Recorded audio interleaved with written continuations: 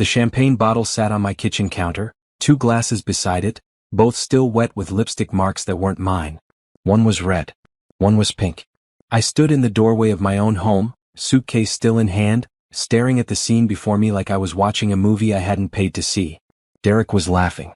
That deep, genuine laugh I hadn't heard in months. Maybe years. His head was thrown back, his arm around a woman with blonde hair that fell in perfect waves down her back. She wore a silk robe. My silk robe.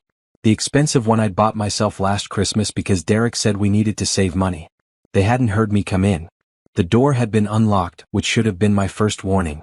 I'd cut my business trip short, driven 3 hours through traffic to surprise him on our anniversary. Surprise. The joke was definitely on me. To us, the woman said, raising her glass. I watched Derek clink his glass against hers, watched him lean in to kiss her, watched them celebrate something in my home, in my kitchen, wearing my things. I cleared my throat. The sound cut through the room like a knife. They both froze. Derek's face went white, then red, then white again. The woman, she didn't even have the decency to look embarrassed. She just looked annoyed, like I was interrupting something important. Simone, Derek said, my name barely a whisper. You're not supposed to be home until Sunday. That's what he said. Not, I'm sorry. Not, this isn't what it looks like. Just a reminder that I'd messed up his schedule by coming home to my own house. Clearly, I said, my voice steadier than I felt. My hands were shaking, so I gripped the suitcase handle tighter. The woman set down her glass and smiled. Actually smiled at me. You must be Simone. I'm Courtney. Derek's told me so much about you. I bet he had. I wondered what version of me he'd shared. The busy wife who traveled too much for work? The one who didn't understand him? The one who had somehow failed to notice her husband had moved someone else into their life? Get out, I said. Simone, let's talk about this, Derek started, finally moving away from her. You're upset, I understand, but... Get out. I looked at Courtney. Take your things and leave my house. She laughed. She actually laughed. Derek, are you going to let her talk to me like that? That's when I saw it. The comfort between them. The way she looked at him expecting protection. The way he looked torn, like he had to choose who to defend. This wasn't new. This wasn't some mistake, some one-time thing. This was a relationship. They had history. They had routines. They had inside jokes and comfort and a whole life I knew nothing about. How long? I asked. Simone. How long has she been coming here? How long have you been celebrating in our home while I was gone? Derek ran his hand through his hair, a gesture I used to find endearing. Now it just looked like a stall tactic. A year. Maybe more. It's complicated. A year. I'd spent a year being a fool. A year missing signs. A year traveling for work to build our future while he built a completely different future with someone else. Courtney wrapped the robe tighter around herself. I'll get dressed, she said, like she was doing me a favor. She walked past me and I caught the scent of my perfume on her. She'd gone through my things. She'd made herself at home in every way possible. I stood there in the doorway until I heard the bedroom door close. Then I looked at Derek. Really looked at him. Tried to find the man I'd married 5 years ago. The man who'd promised to love me forever. The man who'd held my hand through my father's funeral and told me we'd face everything together. He wasn't there. Maybe he never had been. I want you to leave, I said quietly. This is my house too, he said, and there it was. Not remorse. Not guilt. Defense. Then I'll leave. I turned around and walked out, leaving my suitcase on the floor. Leaving behind the life I thought I had.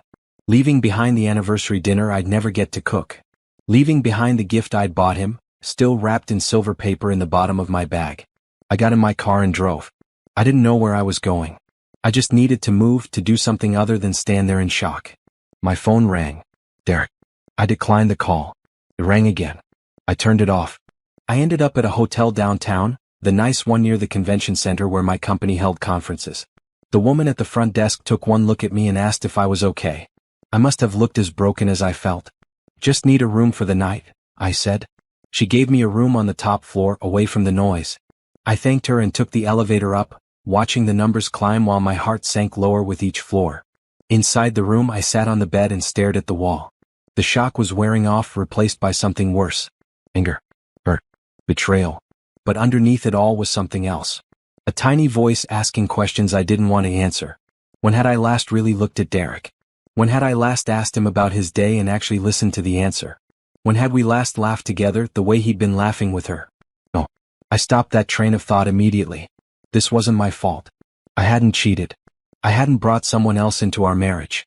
I'd been working, yes, building a career, making money for us. I'd been doing what partners do, contributing, growing, living life. He'd been doing something else entirely. My phone buzzed even though I'd turned it off. Now wait, that was the hotel phone. I picked it up. Miss Simone, this is the front desk. A gentleman named Derek is here asking for your room number. Should I send him up? No, I said firmly. Don't give him any information. If he comes back, call security. Understood. Is there anything else you need? Do you have a lawyer you can recommend? There was a pause. I'll have the concierge send up some information. 20 minutes later, a manila envelope arrived with business cards for 3 divorce attorneys. I spread them out on the desk and stared at them. This was real. This was happening. My marriage was over. I picked up the first card in my phone, ready to call in the morning. But first, I needed to gather information. Documents. Evidence. I needed to be smart about this. I opened my laptop and started a checklist. Marriage certificate. Bank statements. Property records. Insurance documents. I'd need copies of everything. That's when I remembered. I had most of our important papers scanned and stored in the cloud. Derek never liked dealing with paperwork, so I'd always handled it. I pulled up the folder and started downloading files. Marriage certificate. There it was. I downloaded it, staring at our signatures from 5 years ago. We'd gotten married at City Hall, just the 2 of us and 2 witnesses we'd pulled off the street. Romantic, we'd called it. Impulsive and perfect. I kept scrolling through files. Tax returns. House deed. Car titles. Insurance policies. Everything I'd need to build my case. Then I saw another file I didn't remember uploading. An older one. The date stamp was from 10 years ago. I clicked it open. It was a marriage certificate. But not to Derek. To Jordan. My ex-husband. My first husband. The man I'd married right out of college, the relationship that hadn't worked out. We'd been too young, too different, too everything. We'd separated after 2 years, filed for divorce, and moved on with our lives. Except, I stared at the document, my heart pounding. This was the original marriage certificate. Not the divorce decree. Where was the divorce decree? I searched through every folder. Every file. Every backed up document from the past decade. Nothing. No divorce decree. No final papers. No legal dissolution of that marriage. I grabbed my phone and called my best friend, Nicole. She answered on the 3rd ring, voice thick with sleep. Simone? It's midnight. What's wrong? I need you to tell me I'm crazy, I said. I need you to tell me I'm reading this wrong. Reading what? What happened? Are you okay? I told her everything. Derek and Courtney. The champagne. The rope. Coming to the hotel. And then the document. Wait, Nicole said, now fully awake. You're telling me you might still be married to Jordan? I can't find the divorce papers anywhere. We filed. I know we filed. We went to the courthouse, we signed everything, we paid the fees. But I can't find the final decree. Did you check with the county clerk? It's midnight. Right. Okay. First thing tomorrow. But Simone, if you're still legally married to Jordan, then what does that mean for her? It means my marriage to Derek might not be legal. The words hung in the air between us. I heard Nicole take a sharp breath. Oh my God. Yeah. Simone, I don't even know what this is. This is crazy. Wait, is this good or bad? I didn't know. I had no idea. All I knew was that my world had flipped upside down twice in one night, and I was sitting in a hotel room staring at a piece of paper that might change everything. I'll call you in the morning, I said. After I talk to a lawyer. Do you want me to come over? No. I just need to sleep. Or try to. Okay. But Simone? Whatever happens, you're going to be okay. You're the strongest person I know. I wasn't feeling very strong. But I thanked her and hung up. I lay back on the hotel bed, still fully clothed, staring at the ceiling. Somewhere in the city, Derek was probably trying to explain things to Courtney. Or maybe they were celebrating the fact that I'd left. Maybe this was what he'd wanted all along, for me to find out, to leave, to make it easy for him. Well, nothing about this was going to be easy. Not for him.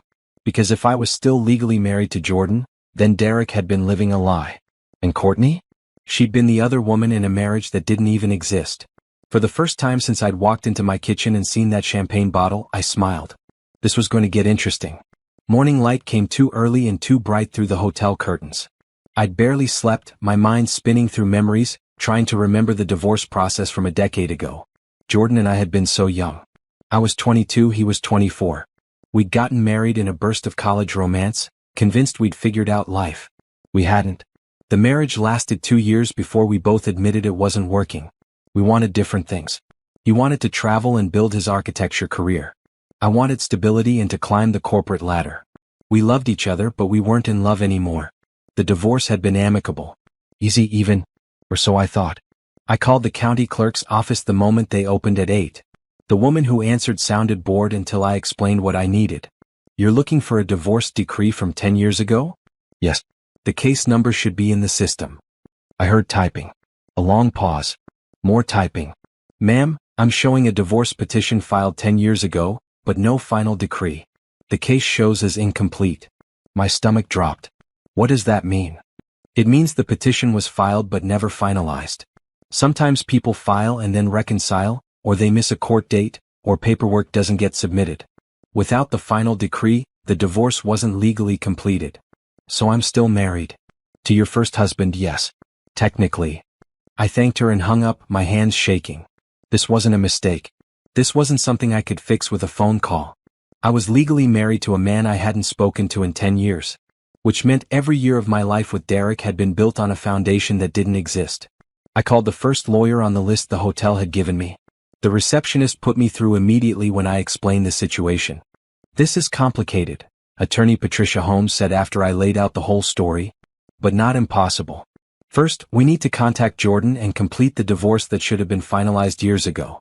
Then we address the situation with Derek. What situation? If I was never legally married to him, what is there to address? Property. Assets. He's been living in your house, presumably contributing to expenses. He could argue for palimony or common law claims depending on the state. It's messy, but we'll handle it. How fast can we move on this? How fast can you find Jordan? I thought about that. Last I'd heard, Jordan had moved to Seattle to work for a big architecture firm. But that was years ago. He could be anywhere now. I'll find him, I said. After we hung up, I opened my laptop and started searching. Social media had been barely a thing when we divorced. Now it was everywhere. I typed Jordan Mitchell Architect into the search bar and held my breath. His face appeared on the third result. Older, more confident, but definitely him. His profile said he was living in Portland now, running his own firm. He'd done well for himself. The photos showed modern buildings, awards, a life that looked full and successful. No wedding photos. No family pictures. Just work and more work. I clicked on the contact information. His firm's website listed an email and phone number. I stared at both, trying to decide which felt less invasive. Calling felt too direct. Email gave him space to process. I typed out 3 different versions before settling on something simple. Jordan, this is Simone. I know this is out of the blue, but I need to talk to you about something important regarding our divorce from 10 years ago. Can you call me when you have a chance? I added my phone number and hit send before I could overthink it. Then I waited. I ordered room service breakfast that I couldn't eat. I took a shower that lasted too long. I checked my email every 5 minutes like a teenager waiting for a text from a crush. My phone rang at noon. Unknown number. Portland area code. Hello. Simone. His voice was deeper than I remembered, but the warmth was still there. I got your email. What's going on? I explained everything. The words tumbled out. Derek, Courtney, the champagne, the discovery about our divorce. Jordan listened without interrupting, which was something I'd forgotten about him. He'd always been a good listener. When I finished, there was a long silence. So you're telling me we've been married this whole time? Technically, yes. He laughed. Not a mean laugh, but genuine amusement. That's the most ridiculous thing I've heard in a long time. It's not funny, Jordan. This is serious. I know. I'm sorry.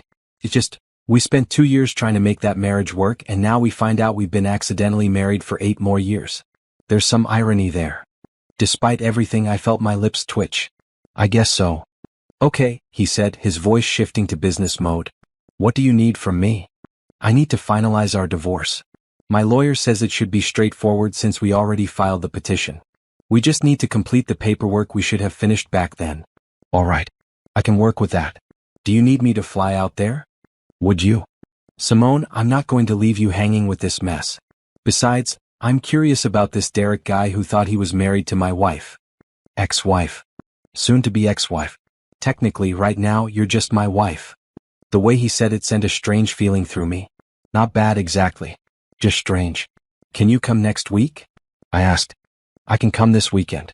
This is too interesting to wait. We made arrangements. He'd fly in Saturday morning, stay through Monday. We'd meet with my lawyer, sign whatever needed signing, and end this bizarre situation. After we hung up, I sat with the phone in my hand, processing everything. Jordan had sounded good. Happy even. Successful and confident in a way he hadn't been when we were young and struggling. Time had been kind to him. I wondered what he thought about me. If he'd followed my career at all, if he knew I'd become a director at my company, if he'd heard about any of my achievements. Then I wondered why I cared. My phone buzzed. A text from Derek. We need to talk. Please call me. I deleted it without responding. Another text came through. Simone, I know you're angry, but we can work through this. Delete. Courtney meant nothing. It was a mistake. Delete. Please don't throw away 5 years over one stupid mistake. I blocked his number. Then I called Nicole. He found me legally married to Jordan, I said as soon as she answered. What? I thought you were just missing the papers? The divorce was never finalized. We're still married. Jordan's flying in this weekend to fix it. Wait, Jordan? Your college husband Jordan? The very same. What's he like now? Is he still hot? Nicole. What? It's a valid question. You're about to spend a weekend with him. I'm just saying, there are worse ways to get revenge on Derek than showing up with your technically still husband. That's not what this is about. But it could be. I'm just saying. The universe works in mysterious ways. The universe isn't trying to set me up with my ex-husband. You mean your current legal husband? I groaned. I'm hanging up now. Send me a picture when you see him. I want to know if he aged well. I hung up on her laughter. But later that night, lying in the hotel bed, I pulled up Jordan's website again and looked through the photos. His professional headshot showed a man who'd grown into himself. The awkward lankiness from his 20s had filled out into something solid and confident. His smile still had that slight crookedness that used to make me laugh. I closed the laptop quickly. This wasn't about Jordan. This was about Derek and his betrayal. This was about fixing a legal mistake and moving forward with my life. Jordan was just a necessary step in that process. Nothing more. I almost believed it. The next few days passed in a blur of lawyer meetings, document gathering, and avoiding calls from Derek's friends trying to mediate the situation. I'd moved my things out of the house while Derek was at work, hiring movers and taking everything that mattered to me. Let him and Courtney have the rest. I found a small apartment month to month, just enough space for me to figure out my next move. Nicole helped me unpack, talking the entire time about Jordan's impending visit. You should meet him for dinner when he arrives, she suggested. Somewhere nice. Remind him what he's been missing. I'm not trying to remind him of anything. But you're wearing that? I looked down at my sweatpants and old college t-shirt. I'm unpacking. Saturday you're not wearing that. Saturday I'm meeting with my lawyer. After. Meet him after. Have a drink. Catch up. It's been 10 years, Simone. Don't you want to know how he's doing? I did. I hated that I did, but I couldn't deny the curiosity that had been building since our phone call. What had his life been like? Had he thought about me at all over the years? Had he wondered what might have been different if we'd been older, more mature, more ready for marriage? Maybe, I admitted. Maybe we'll get coffee or something. Nicole grinned. That's my girl. Saturday morning arrived too fast. I'd spent Friday night trying on half my wardrobe before settling on something casual but put together. Jeans, a nice blouse, minimal makeup. I didn't want to look like I was trying too hard. Even though I definitely was trying. Jordan's flight landed at 10. We'd agreed to meet at a coffee shop near my lawyer's office at noon. That gave me 2 hours to pace my apartment and question every decision I'd made in the past week. At 11:45, I walked into the coffee shop. Jordan was already there. He stood when he saw me, and for a moment we just looked at each other. 10 years collapsed into nothing. I saw the boy I'd married in the features of the man before me, but everything else had changed. He was taller somehow, or maybe just stood straighter. His hair had flecks of gray at the temples. His face had character lines that hadn't been there before. You look good. Really good. Simone, he said, and pulled me into a hug that felt both foreign and familiar. It's good to see you. You too, I said, meaning it. We sat down, ordered coffee, and spent the first few minutes in the awkward dance of catching up. His firm was doing well. He'd worked on several buildings I'd probably seen in architecture magazines. He loved Portland but missed the East Coast sometimes. What about you? He asked. Your email signature says Director of Operations. That's impressive. It keeps me busy. Too busy, apparently, if your husband had time to start a whole other relationship. The bitterness in his voice surprised me. You sound angry on my behalf. I am. You deserve better than that. You always deserved better. Something in the way he said it made me look at him closer. Jordan, why didn't you ever remarry? He smiled, but it didn't quite reach his eyes. Honestly, I never found anyone who measured up. Everything felt like settling after you. The confession hung between us, heavy and unexpected. We were terrible together, I said softly. We fought constantly. We were kids. We didn't know who we were yet, let alone how to be married. But that doesn't mean what we had wasn't real. It was just the wrong time. And now? The question slipped out before I could stop it. Jordan's eyes met mine and something shifted in the air between us. Now, he said slowly, we're both different people. Older. Wiser. Actually capable of being adults. Jordan. I'm not saying anything, he said quickly. I'm just acknowledging that timing matters. And ours was wrong before. That's all. But it wasn't all. We both knew it wasn't all. My phone buzzed with a reminder. The lawyer's appointment was in 15 minutes. We should go, I said, grateful for the interruption. The meeting with Patricia was straightforward. She'd already drawn up the paperwork to complete our divorce. We just needed to sign, file, and wait for the judge's approval. 4 to 6 weeks, she estimated. In the meantime, she said, looking between us, you're still legally married. Which brings us to the Derek situation. She laid out our options. Because Derek and I weren't legally married, I had no obligation to split assets with him. But he could claim he'd contributed to the household and try to sue for some kind of compensation. However, Patricia said with a slight smile, since Simone is legally married to Jordan, any assets acquired during her time with Derek technically belong to the marital estate. Jordan would have a claim to half of everything. Jordan and I looked at each other. I'm not taking her things, Jordan said immediately. I know. But Derek doesn't know that. Patricia leaned back in her chair. You could use this as leverage. Make him think you're going to claim everything. Make him realize exactly how precarious his position is. You want me to use Jordan as a threat? I want you to use the law as a tool. Derek thought he had all the power. He thought you'd fight for scraps in a divorce. Show him he was wrong. I thought about Derek and Courtney in my kitchen. The champagne. The matching robes. The casual cruelty of celebrating while I was supposed to be away. Let's do it, I said. The plan was simple but brilliant. Patricia would send Derek a letter informing him that his marriage to me was invalid due to my existing legal marriage to Jordan. The letter would also include a notice that Jordan, as my legal spouse, had claim to all marital assets acquired during the past 10 years, including the house. He's going to lose his mind, I said, reading over the draft. That's the point, Patricia replied. Men like Derek don't respond to emotion. They respond to consequences. Hit him in the wallet and he'll actually pay attention. Jordan had been quiet throughout the discussion, but now he spoke up. I don't feel right about this. Using our situation to threaten him. You're not threatening anyone, Patricia said. You're simply asserting your legal rights. Rights that, technically, you actually have. But I'm not going to exercise them. He doesn't need to know that. I put my hand on Jordan's arm. If you're not comfortable with this, we don't have to do it. I can find another way. He looked at me, his expression torn. It's not about comfort. It's about doing the right thing. The right thing is making sure Derek doesn't get away with this. He had an affair. He celebrated it in our home.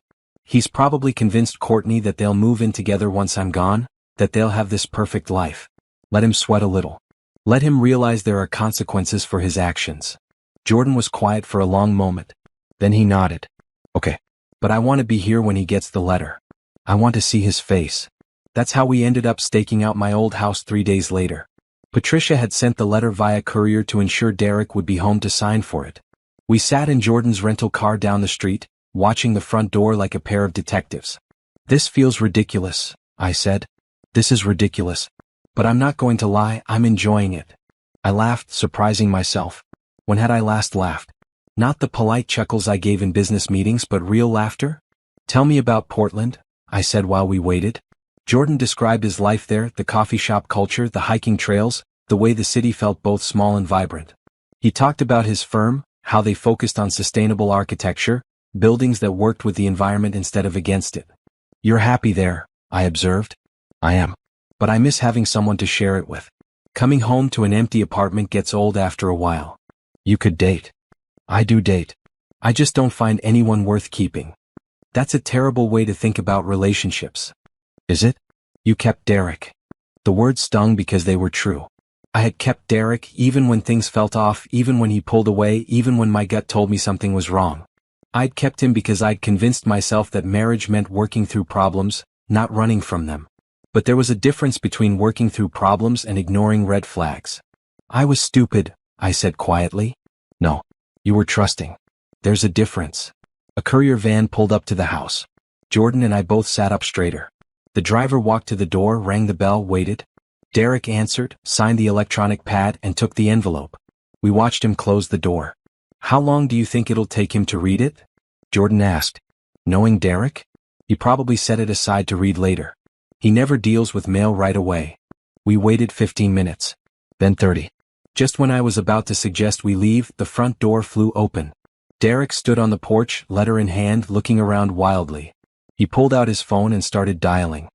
He's calling you, Jordan said. Good thing I blocked him. We watched Derek try again, then throw his phone down in frustration. He paced the porch, running his hands through his hair. The letter fluttered in his grip. Then Courtney appeared. She said something to him. He showed her the letter. Even from a distance, I could see her face change. The color drained away. She grabbed the letter from him and read it herself. They started arguing. Trouble in paradise, Jordan murmured. Derek gestured wildly. Courtney pointed at the letter, then at him, her mouth moving rapidly. Whatever she was saying, Derek didn't want to hear it. He tried to take the letter back. She held on to it. She's realizing what she won, I said. A man with nothing. Not nothing. He still has the house. For now. But if he can't prove he contributed to the purchase, if I can show I paid most of the down payment and mortgage, that house is mine. And since I'm legally married to you, it's technically yours too.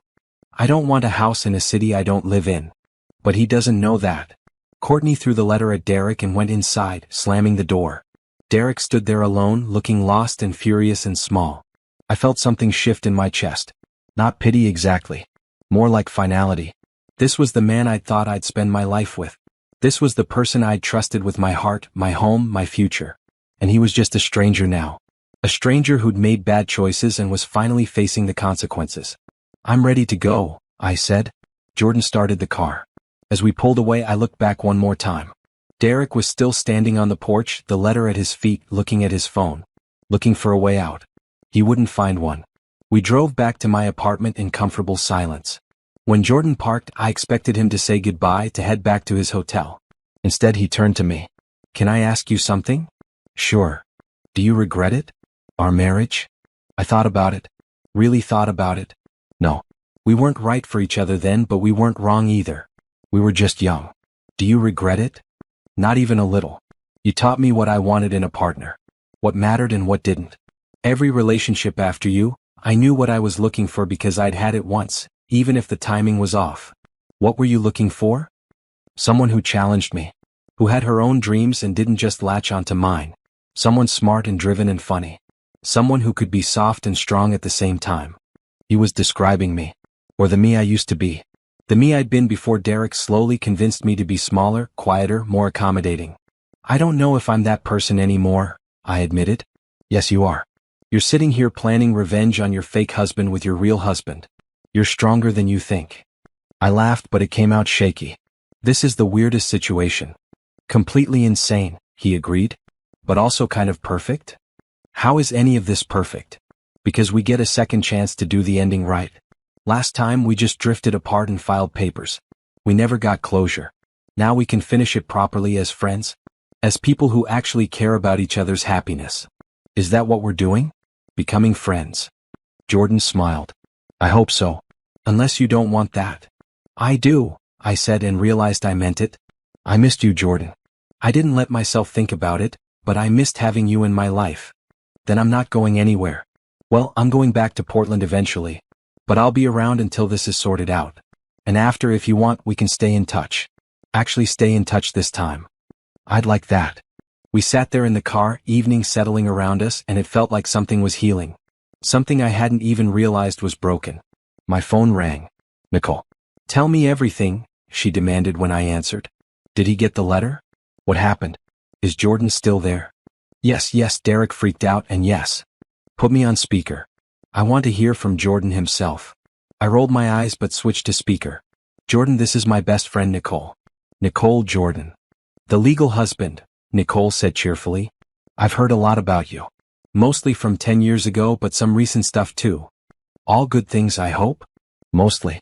Simone said you aged well. I did not say that. You did not say it. Jordan laughed. It's nice to meet you, Nicole. Thanks for taking care of Simone through all this. Someone has to. So what's next? Are you guys going to pretend to be a couple to make Derek jealous? Nicole? What? It's what I do. Show up at places together. Post some photos. Really drive home that he lost something good. That's manipulative, I said. That's strategy. Jordan was still laughing. I like her. Don't encourage her, I begged. We talked for a few more minutes before Nicole had to go. After we hung up, Jordan turned to me. She's not entirely wrong, you know? Don't you start too. I'm just saying, if we're going to be spending time together sorting out this legal mess, we might as well make sure Derek knows about it. Let him wonder. Let him worry. That's petty? Yes. But it's also effective. I thought about Derek standing on that porch panicking. About Courtney realizing she'd attached herself to a sinking ship. About how they'd celebrated while I'd been away, never thinking there would be consequences. You know what? Fine. Let's be petty. Jordan grinned. That's the spirit. So where does someone go in this city for good revenge posting? We ended up at a trendy restaurant downtown, the kind of place Derek always said was too expensive. Jordan insisted on paying, said it was the least he could do since he was technically still my husband. The food was amazing. The conversation was better. We talked about everything, careers, travels, dreams, regrets. We'd been strangers for 10 years, but underneath that, we'd been friends first. That foundation was still there, stronger than I'd expected. Jordan took a picture of me laughing at something he said. For the revenge posting, he explained. You're ridiculous. Says the woman who's enjoying this. He was right. I was enjoying it. Not just the revenge aspect, but being out with someone who made me feel like myself. Someone who wasn't trying to make me smaller or quieter or more convenient. Someone who remembered who I was and liked that person. I took a picture of Jordan holding up his wine glass, light catching his face in a way that made him look unfairly handsome. Your turn, I said. We posted the photos, mine on Instagram, his on Facebook. No captions necessary. Just two people having dinner, looking happy, living life. Within an hour, my phone started blowing up with messages from people I hadn't heard from in months. Friends asking if I was dating someone new. Acquaintances wanting to know the drama. And one message from a number I almost recognized. I can't believe you do this to me. After everything we've been through, you're already with someone else. Derek had gotten a new number. I showed Jordan the message. Do you want to respond? He asked. No. Let him wonder. Let him assume the worst. Let him feel a fraction of what I felt walking in on him and Courtney. Cold-blooded, Jordan said, but he was smiling. I like it. We finished dinner and walked around downtown just talking. The evening was warm, the city alive with weekend energy. Jordan told me about his latest project, a community center designed to serve low-income neighborhoods. I told him about a promotion I was up for, the next step in my career. You're going to get it, he said confidently. How do you know? Because you're brilliant at what you do. You always were. That was one of the things I loved about you, your drive, your ambition.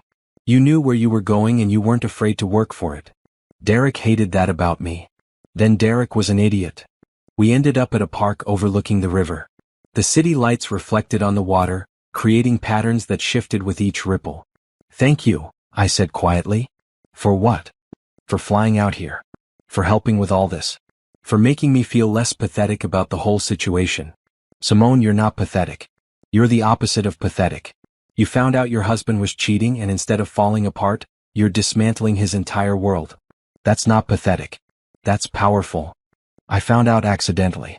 If I hadn't discovered the marriage certificate issue, I'd probably be in a lawyer's office right now splitting assets 50-50. But you did find out. And you're using it. That's smart, not lucky. I leaned against the railing, looking out at the water. Jordan stood beside me, close enough that I could feel his warmth. Would they actually work? Probably not. But Derek doesn't need to know that. The threat alone will motivate him. Jordan stood and walked to the windows. I don't know. This feels like we're pushing too hard. He cheated on her in her own home, Patricia said flatly. He celebrated his affair while she was away working. He deserves whatever stress this causes him. That's not the point. The point is whether we're being the people we want to be. Using the law as a weapon just because we can. I understood what Jordan meant. There was a line between justice and cruelty, between consequences and revenge. We'd already crossed some of those lines. How much further did we want to go? What would you do? I asked Patricia. I'd make him sweat for a few weeks, then offer a clean break. He walks away, signs papers agreeing he has no claim to any of your assets, and you don't pursue him for anything. Everyone moves on. And Courtney? What about her? Does she know any of this? Does she know Derek was never legally married to me? Patricia's expression turned thoughtful. Probably not. Derek likely kept that information to himself. She probably still thinks she's the other woman who won. An idea formed in my mind. What if she knew? What if she understood exactly what she got involved in? Simone, Jordan said warningly. No, think about it. She waltzed into my life, wore my clothes, drank my wine, slept in my bed. She did all of that thinking Derek was her prize. What if she found out there was no prize? That she'd blown up her own life for nothing? How would she find out? Patricia asked. Someone could tell her. Not you, Jordan said firmly. You confronting her would be messy and emotional and wouldn't accomplish anything. But what if she found out some other way? What if someone, hypothetically, sent her a copy of the marriage certificate? Jordan's and mine. Let her see the dates. Let her do the math. Patricia laughed. That's deliciously petty. That's stooping to their level, Jordan countered. Maybe. But doesn't she deserve to know? Doesn't she deserve to understand that Derek lied to her too? That he convinced her she was getting something when really she was getting nothing? Jordan looked at me for a long moment. This isn't like you. Maybe it is now. Maybe I'm tired of being the person who takes the high road while everyone else gets to play dirty. The high road exists for a reason. So does justice. We stared at each other and I saw the conflict in his eyes. He wanted to protect me even from myself. But he also understood the anger driving me. Patricia broke the silence. I'm going to step out and get coffee.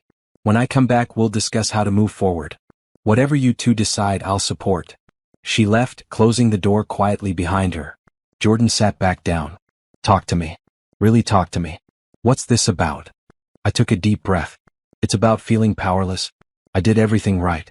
I built a career, made money, bought a house. I was a good partner. I was loyal and trusting and supportive. And Derek threw it all away for someone else. He made me feel like I wasn't enough. Like I was somehow failing as a wife because I worked too much or traveled too much or wasn't whatever enough. You were more than enough.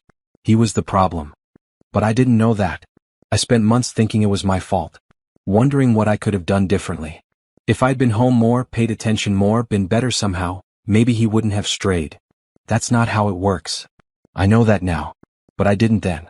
And even now there's this part of me that's angry. Not just at Derek but at myself for not seeing it. For being blind to something that was probably obvious. Jordan reached across and took my hand. You weren't blind. You were trusting. There's a difference. He took advantage of that trust. That's on him, not you. I want him to feel it, I admitted. I want him to feel even a fraction of what I felt. The shock. The humiliation. The betrayal. He probably already does.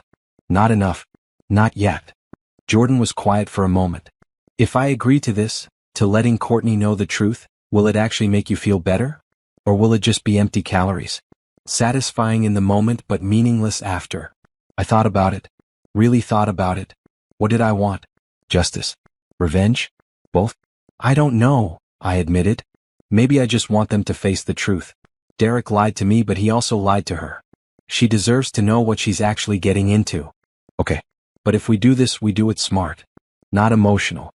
Not confrontational. Just information. How? We send her the marriage certificate. No note, no explanation. Just the document.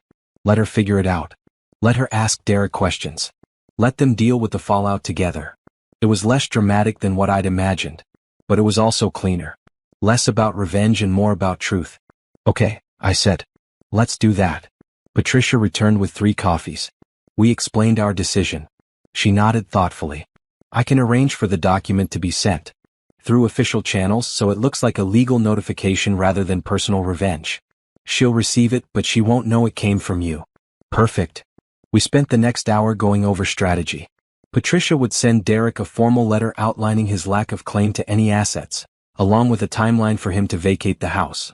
At the same time, Courtney would receive the marriage certificate with a note explaining that all parties in the situation needed to be aware of the legal facts. This will cause chaos, Patricia warned. They'll fight. They'll blame each other. It won't be pretty. I can live with that, I said. After the meeting, Jordan and I walked out into the afternoon sunshine. The tension from earlier had lifted, replaced by something that felt like resolution. Are you sure about this? He asked. No. But I'm doing it anyway. He laughed. Fair enough. Want to get lunch? We ended up at a small cafe a few blocks away, sitting outside and watching the city move around us. Jordan ordered a sandwich. I got a salad I barely touched. Tell me about your life, I said. The real version. Not the social media highlights. What do you want to know? Everything. What you do for fun. What you're bad at. What keeps you up at night. He thought about it. I run. Early mornings before the city wakes up. Helps me think. I'm terrible at keeping plants alive, which is ironic given that I design buildings meant to integrate with nature. And what keeps me up? Mostly wondering if I'm doing enough. If my work matters. If I'm making a difference. You are. I looked at your portfolio. Those buildings are beautiful. Thanks. But beautiful isn't the same as meaningful. They're both. I saw the community center you're designing. That's going to change lives. He smiled, but it was tinged with something sad. I hope so. What about you? What keeps you up at night? Lately? Everything. The Derek situation. Wondering how I missed the signs. Worrying about what comes next. Whether I'll ever trust anyone again. You will. Not right away maybe. But eventually. How do you know? Because you're too smart to let one bad experience ruin you. You'll heal. You'll grow. You'll be careful next time, but you won't close yourself off completely. You sound very sure. I'm sure. I know you, Simone. Maybe not the current version completely, but I know your core. You're resilient. You always have been. I wanted to believe him. Wanted to believe that this wasn't going to break me permanently, that I'd come out the other side stronger. My phone buzzed. A text from Nicole. Derek showed up at my apartment looking for you. I told him I didn't know where you were. He looked terrible. I showed Jordan the message. The letter must have arrived, he said. Good. We finished lunch and walked back toward my apartment. Jordan's hotel was in the other direction, but neither of us mentioned it. We just walked, talking about nothing and everything, comfortable in each other's presence. When we reached my building, Jordan stopped. I should probably head back. Let you have some space. You don't have to. I know. But I think you need some time to process everything. Today was a lot. He was right, but I didn't want him to leave. There was something solid about having him around, something that made the chaos feel manageable. Will I see you tomorrow? I asked. Definitely. We still have divorce papers to file, remember? Right. Our divorce. From our marriage that we didn't know we were still in. The most confusing relationship in history, he agreed. He hugged me goodbye and I watched him walk down the street until he turned the corner. Then I went upstairs to my empty apartment, made tea I didn't drink and sat by the window watching the sun set. My phone buzzed again. This time it was an unknown email address. I know what you did. I know you sent me those papers to hurt me. You're pathetic. You couldn't keep your man, so you're trying to ruin what we have. It's not going to work. Derek loves me, not you. You're just bitter and alone. Courtney had gotten the marriage certificate. I read the email 3 times, feeling nothing. Not anger. Not satisfaction. Just a distant sort of pity. She was wrong about almost everything. But she was right about one thing. I was alone. For now. But alone didn't feel as terrible as I'd expected. It felt like space. Like room to breathe. Like an opportunity to figure out who I was without Derek's influence, without his criticism, without constantly trying to be smaller to make him comfortable. I deleted the email without responding and opened my laptop. I had work to catch up on, projects to review, emails to answer. Life didn't stop just because my personal life had imploded. But first, I opened a new document and started writing. Not for anyone else. Just for me. A list of things I wanted to do now that I was free. Take that trip to Italy I'd been putting off. Paint my living room the bright color Derek hated. Take a cooking class. Join a gym. Learn to play guitar. The list grew. Small things and big things. Dreams I'd set aside because they didn't fit into the life Derek had wanted for us. Pieces of myself I'd lost along the way. I was going to get them back. All of them. Jordan extended his stay by a week. The divorce paperwork needs time to process, he explained, but we both knew that wasn't the real reason. The truth was simpler. We were enjoying each other's company. After 10 years apart, we'd rediscovered the friendship that had existed before marriage, before disappointment, before we'd gone our separate ways. We fell into an easy routine. Mornings, I'd work from my apartment while Jordan handled his firm remotely from the hotel. Afternoons, we'd meet for lunch or coffee. Evenings, we'd explore the city together, finding new restaurants and parks, talking about everything except Derek and Courtney. It was on the fourth day that Derek showed up at my apartment. I was alone, reviewing quarterly reports when the buzzer rang. The doorman's voice came through the speaker. "Miss Simone, there's a Derek Harrison here to see you. Should I send him up?" My heart jumped. I hadn't seen Derek since that night in the kitchen. Hadn't spoken to him except through lawyers. "No," I said. "Tell him I'm not available. He says it's urgent. He says he'll wait in the lobby until you agree to see him." I looked at the clock. Jordan was supposed to meet me in an hour. I could wait Derek out, but knowing him, he'd camp out in the lobby and make a scene. Give me 5 minutes, then send him up. I used those 5 minutes to change out of my comfortable work-from-home clothes into jeans and a nice top. To brush my hair and put on lip gloss. To make myself look put together and unbothered, even though my hands were shaking. The knock came exactly 5 minutes later. I opened the door to find Derek looking worse than I'd ever seen him. His hair was messy, his eyes red-rimmed. He'd lost weight, his clothes hanging loose on his frame. "Simone," he said, my name breaking slightly. "Thank you for seeing me. You have 5 minutes. Can I come in?" I hesitated, then stepped aside. He walked in slowly, looking around the small apartment like he was cataloging the differences from our house. The space was tiny compared to what we'd had, but it was mine. No memories of him here. No ghosts. "Nice place," he said. "For minutes." He turned to face me. "I'm sorry. For everything. For Courtney, for the lying, for not appreciating you. I was stupid and selfish and I threw away the best thing in my life." 3 minutes. "Simone, please. Can we talk about this? Really talk. What's there to talk about? You had an affair. You brought her into our home.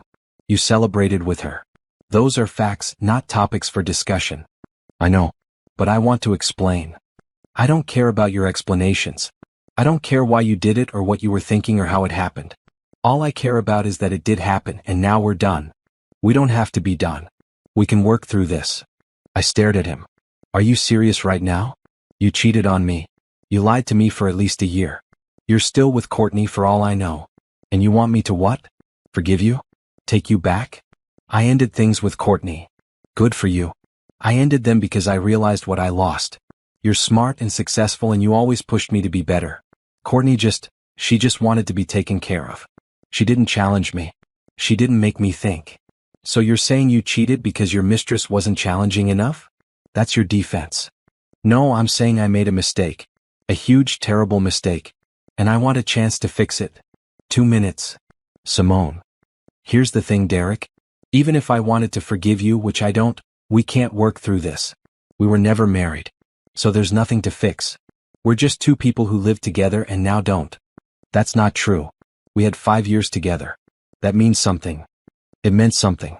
Past tense. Now it's just history. He moved closer. "What about Jordan? Are you really back with him?" "That's none of your business." "It is my business. He's claiming rights to everything. The house, the cars, everything. My lawyer says he has a legal claim because you're technically still married to him." "Your lawyer is correct. But you're divorcing him, right? You're finalizing that divorce. Eventually." "What does that mean?" "It means Jordan and I are figuring things out. On our own timeline. Without input from you." Derek's face reddened. "So you're using him to punish me. You're stringing him along so you can take everything." "I'm not using anyone. Jordan and I have an understanding." "What kind of understanding?" The door buzzer rang. Perfect timing. "That's Jordan now," I said. "Your 5 minutes are up. Simone, wait. Leave Derek. And don't come back. If you need to communicate with me, do it through lawyers. Just tell me one thing. Are you and Jordan getting back together?" I looked at him, this man I'd thought I'd spend my life with, and felt nothing but exhaustion. "That's none of your concern. We're done here." I walked to the door and opened it. Jordan stood in the hallway mid-knock. He took in the scene, me standing stiffly, Derek hovering behind me looking desperate, and his expression hardened. "Everything okay?" he asked. Everything's fine. Derek was just leaving. Derek looked between us. This isn't over. Yes, I said firmly. It is. He walked out, shoulders hunched, and I closed the door behind him. Then I leaned against it, suddenly exhausted. You okay? Jordan asked. I'm fine. He just showed up wanting to talk. About what? Wanting me back, apparently. He broke up with Courtney. Jordan's eyebrows rose. Seriously? That's what he said. Apparently she wasn't challenging enough. Wow. That's wow. Right? We stood there for a moment, processing. Then Jordan said, Do you want to go somewhere? Get out of here? Yes, please. We ended up at the botanical gardens across town. The afternoon sun filtered through the trees, creating patterns of light and shadow on the paths. We walked in comfortable silence for a while, letting the peace of the place wash over us. Do you believe him? Jordan finally asked. About breaking up with Courtney? I don't know. I don't really care, honestly. You don't care if he's single? Why would I? He made his choice. Now he has to live with it. Jordan nodded. What if he doesn't give up? What if he keeps trying to win you back? Then he's going to be disappointed. You're sure? I stopped walking and turned to face him. I'm completely sure. Whatever I felt for Derek died the moment I saw him with Courtney. There's no coming back from that. No amount of apologies or explanations will change what happened. Good. Because you deserve better. So does he, probably. We weren't right for each other. I just wish he'd realized that before cheating instead of after. We continued walking, eventually finding a bench near a pond. Ducks glided across the water, occasionally dipping their heads below the surface in search of food. Can I ask you something? Jordan said. Sure. Why did you really marry Derek? I know the official story, you met at a conference, dated for a year, got married. But what was the real reason? I thought about it. Honestly? Security. After you and I split, I was scared. Scared of being alone, scared of making another mistake. Derek seemed safe, stable. He had a good job, wanted the same things I wanted. Or I thought he wanted the same things. What did you want? Partnership. Someone to build a life with. Someone who'd be there through the hard times. The boring times. All the times in between the exciting moments. That's what everyone wants. But that's not what Derek wanted. He wanted excitement. Novelty. Someone who made him feel young and adventurous. I was too practical. Too focused on building something lasting. There's nothing wrong with being practical. I know. But it's not sexy. It's not exciting. It's just steady. And steady gets boring after a while. Jordan was quiet for a moment. I never found you boring. We fought constantly. We were passionate. That's different. We cared enough to fight. To disagree. To push each other. Is that why you never remarried? Because everyone else was too agreeable? He laughed. Maybe. Or maybe I just never found anyone who made me want to try again. After us, I dated plenty. Had a few relationships that lasted a year or two. But none of them felt right. What does right feel like? Like I can be completely myself. Like I don't have to perform or pretend or hold back. Like I'm with my best friend who also happens to be attracted to me. That's a high bar. It's the only bar that matters. A duck waddled up to our bench looking for food. Jordan reached into his pocket and pulled out a granola bar, breaking off pieces to toss to the gathering birds. You carry snacks for ducks? I asked. I carry snacks for me. The ducks are just lucky. I laughed, really laughed, and it felt good. When had I last laughed like this? Not the polite chuckles I'd given Derek during dinners with his colleagues. Real, genuine laughter. I missed this, I said. The ducks. No. This. Being able to just exist together without pressure. We were always good at the existing part. It was the being married part that tripped us up. Maybe we got married too soon. Definitely too soon. But I don't regret it. Even though it didn't work out? Especially because it didn't work out. If we'd stayed together, we would have been miserable. We would have held each other back. The divorce freed us both to become who we needed to be. And who did you need to be? Someone who learned how to be alone. How to be complete without needing someone else to fill gaps. I think that's why my relationships after you didn't work. I was looking for someone to complete me instead of complement me. And now I know the difference. The words hung between us, loaded with meaning. I knew what he was really asking. What we were both dancing around. But neither of us was ready to say it out loud. My phone rang. Patricia's number. I should take this, I said. Go ahead. I answered, walking a few steps away for privacy. Patricia's voice was brisk and professional. Good news and bad news. Which do you want first? Good news. The divorce petition is moving forward. Judge should sign off within 2 weeks. You and Jordan will officially be unmarried by the end of the month. And the bad news? Derek's lawyer filed a motion claiming he has rights to the house based on common law marriage. We're not in a common law state. I know. It's a desperate move. The judge will throw it out. But it means Derek isn't giving up quietly. What do I need to do? Nothing yet. Just be prepared for this to drag out a bit longer. He's going to fight.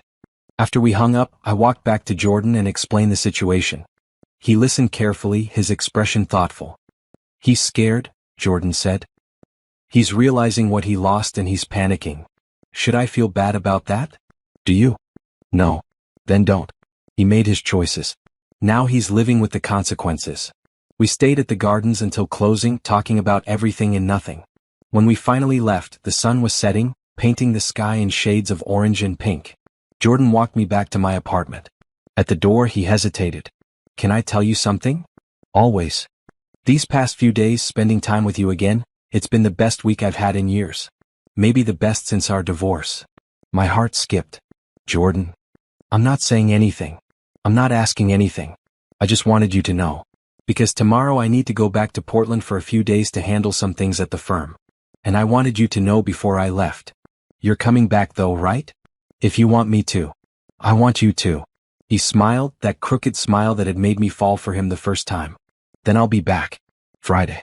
We can finalize the divorce papers together. Perfect. He hugged me goodbye, holding on just a second longer than necessary. Then he was gone and I was alone again. But this time alone didn't feel lonely. It felt like waiting. Jordan was gone for exactly 4 days. 4 days that felt like 4 weeks. We texted constantly, random observations about our days, photos of interesting buildings or funny signs, late-night conversations about nothing important. It felt like dating, except we were technically still married and planning a divorce. The irony wasn't lost on either of us. On Thursday night, Patricia called with an update. Derek's common law marriage claim was denied, as expected. But he's not backing down. His lawyer is now trying to prove he contributed significant financial resources to the household and deserves compensation. He paid for groceries sometimes. That's not significant financial resources. I know. We know. But he's going to make us prove it. Which means I need detailed records of who paid for what over the past 5 years. I groaned. That's going to take forever. Not if you're organized. Which, knowing you, you probably are. She was right. I'd kept meticulous records of everything. Spreadsheets tracking mortgage payments, utility bills, home improvements. I thought I was being responsible. Turned out I was building a legal case. I'll send everything over tomorrow. Perfect. One more thing. Derek wants to meet with you directly. No lawyers present. He claims he wants closure. Absolutely not. That's what I told him. But he's insistent. He says if you won't meet with him, he'll drag this out as long as possible. Let him. I'm not meeting with him alone. What if you weren't alone? What if I was there? Or Jordan? The idea of Derek and Jordan in the same room was either brilliant or terrible. Maybe both. Jordan gets back tomorrow. Let me talk to him. When Jordan arrived Friday afternoon, I explained the situation. He listened carefully, his expression neutral. Do you want to meet with Derek? He asked. No. But I also don't want this to drag on forever. If meeting with him once will end it, maybe it's worth it. What do you think he wants? I don't know. Maybe closure like he said. Or maybe he wants one last chance to convince me to take him back. And if he tries that? Then he's wasting his breath. Jordan nodded slowly. Okay. If you want to do this, I'll be there. Not as your lawyer or your ex-husband or anything official. Just as your friend.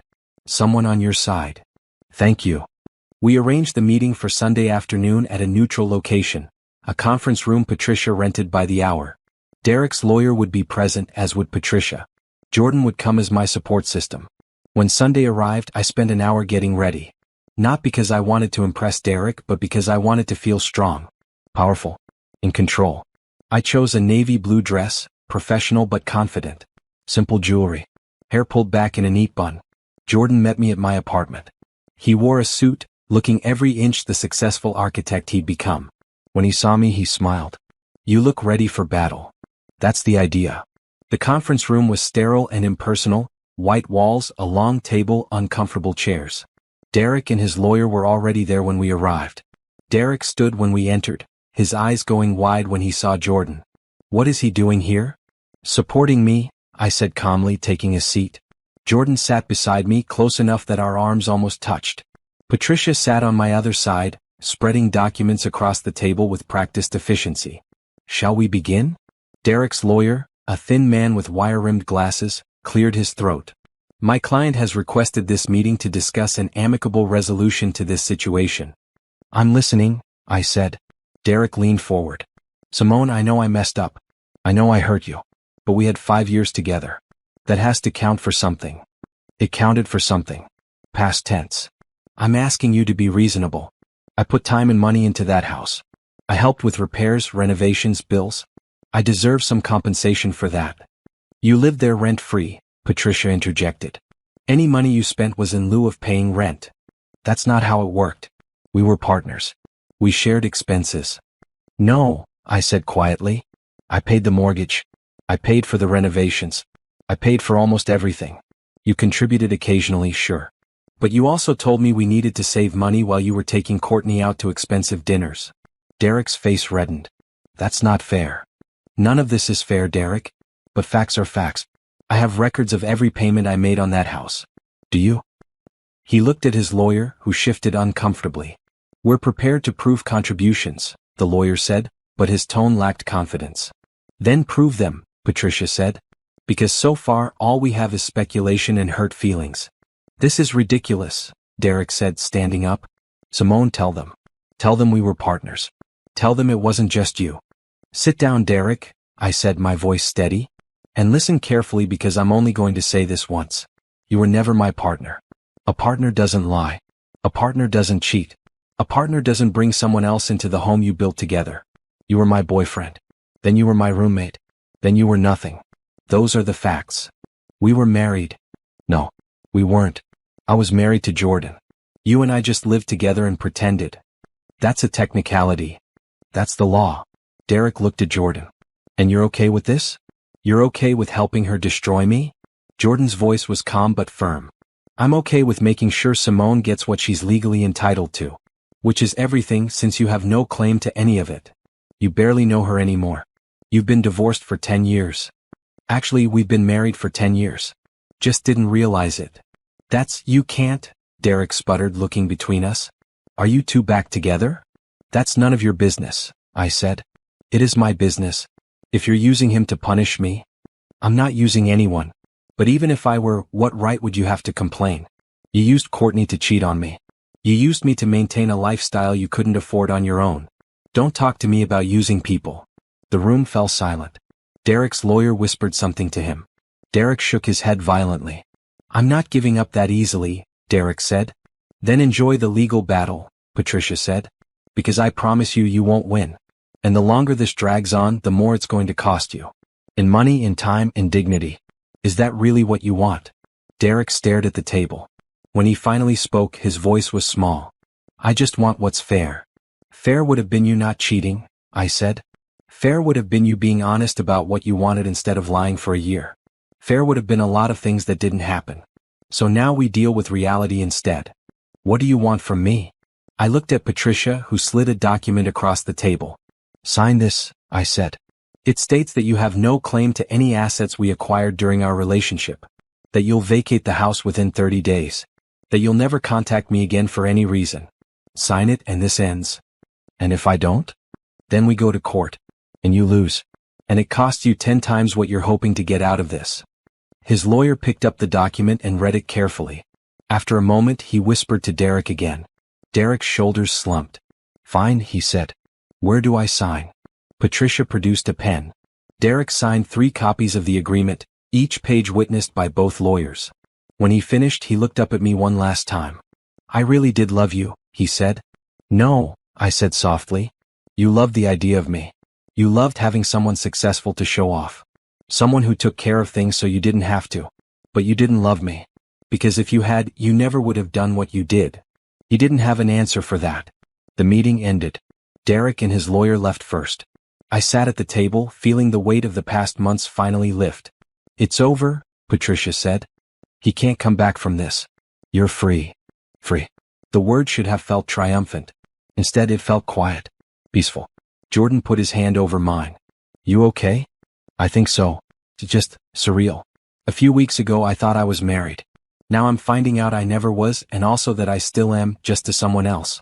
And now both of those relationships are ending. Hey, Jordan said gently. Our relationship isn't ending. It's just changing form again. What form is it changing to? Whatever we want it to be. Patricia packed up her documents, giving us space. I'll file these papers today. Derek has 30 days to move out. If he causes any problems, call me immediately. After she left, Jordan and I sat in the empty conference room. What now? I asked.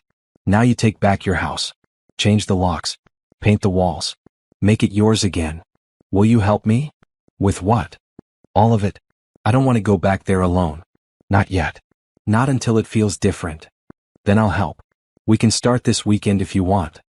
We left the building together, stepping out into bright sunshine. The city was alive with weekend energy, people shopping, eating, living their lives. I felt like I was seeing it for the first time. My phone buzzed. A text from Nicole. How did it go? It's over. Derek signed the papers. Finally. Girls' night tonight? We need to celebrate. I looked at Jordan. Nicole wants to celebrate. Girls' night. You should go. You deserve to celebrate. Come with me. You're part of this too. To girls' night? To whatever we're calling it. Bring a friend if you want. We'll make it dinner instead. Jordan smiled. I might know someone. That night, the four of us, Nicole, me, Jordan, and his college friend Marcus, who happened to be in town, met at a restaurant downtown.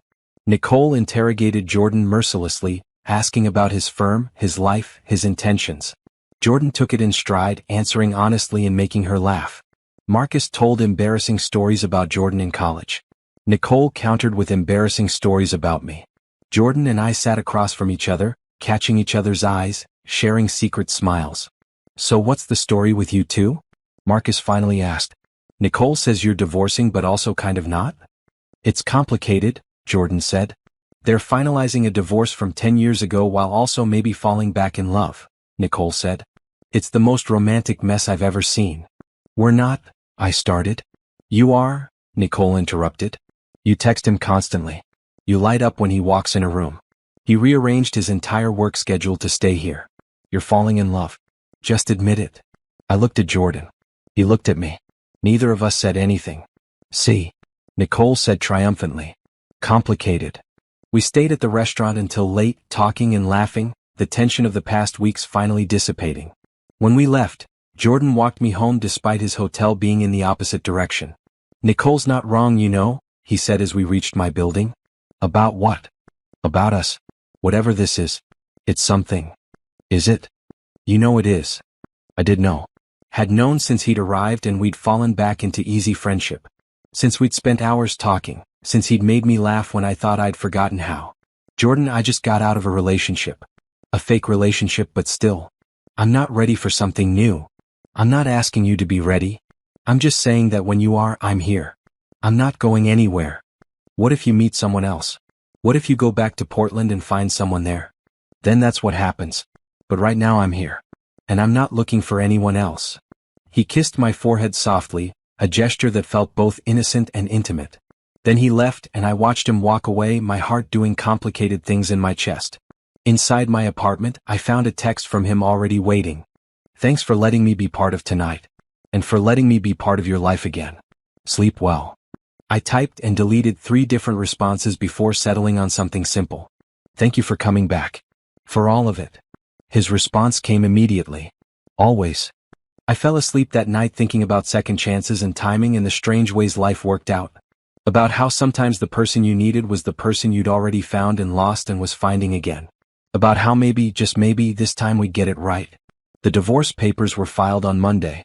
Patricia called to confirm that everything was in order, that the judge would review the case within 10 days, and that barring any complications, Jordan and I would be officially divorced by the end of the month. Then you'll be free to move on, she said. Both of you. Free to move on. The words should have brought relief.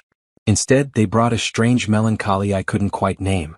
Jordan had extended his stay again, claiming he needed to oversee the dissolution properly, but we both knew that wasn't the real reason. We'd fallen into something comfortable and right, something neither of us wanted to examine too closely. Tuesday afternoon we went to the house, my house, to start the process of reclaiming it. Derek had moved out over the weekend, taking his clothes and personal items but leaving furniture and shared belongings behind. Walking through the front door felt like entering a museum of my former life. "This is weird," I said, standing in the living room. "Want to leave?" Jordan asked. "No. I need to do this." We spent the day sorting through things. Derek's items went into boxes for donation. Things I'd bought stayed. Shared items were harder. The coffee maker we'd picked out together, the throw pillows that had seemed so important at the time, the photos and frames that documented a relationship that had never legally existed. Jordan found me in the bedroom, staring at a photo of Derek and me at a beach. We looked happy. We'd been happy that day. Before Courtney. Before lies and betrayal. "You can keep it," Jordan said gently. "It's okay to acknowledge that there were good times." Were there? Or was I just blind to what was really happening? There were good times. He was just too stupid to appreciate what he had. I put the photo face down in a donation box. I don't want reminders. By evening the house looked different. Emptier but also cleaner. Like removing Derek's presence had cleared out stale air. Jordan ordered pizza and we ate sitting on the living room floor, surrounded by boxes. "What are you going to do with this place?" he asked. "I don't know. Sell it maybe. Too many memories. Or make new ones. Paint the walls. Rearrange the furniture. Claim it as completely yours." "Is that what you'd do?" "I'd make it mine. But I'm not you. You have to figure out what feels right." We cleaned up the pizza boxes and I was showing Jordan the spare bedroom I'd been thinking of turning into an office when my phone rang. A known number. I almost didn't answer, but something made me pick up. Simone. A woman's voice.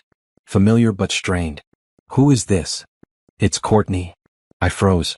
Jordan, seeing my expression, moved closer. "How did you get this number?" "I need to talk to you.